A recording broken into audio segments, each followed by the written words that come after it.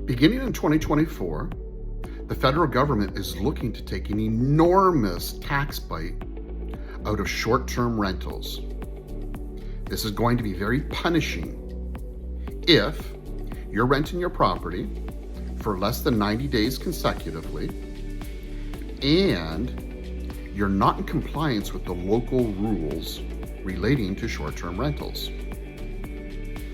If you're not in compliance, your expenses are going to be denied. Yes, interest expense, property taxes, utilities, repairs and maintenance, etc.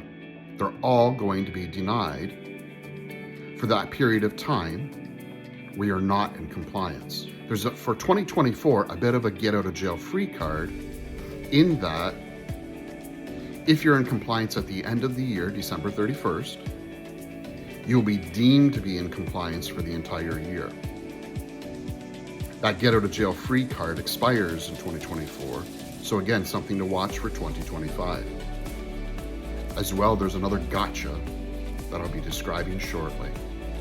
I'm George Duby, saving the world from taxes, one bow tie at a time.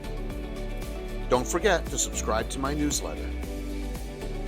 Check out the next video in the series. I want to help you do wonderful things.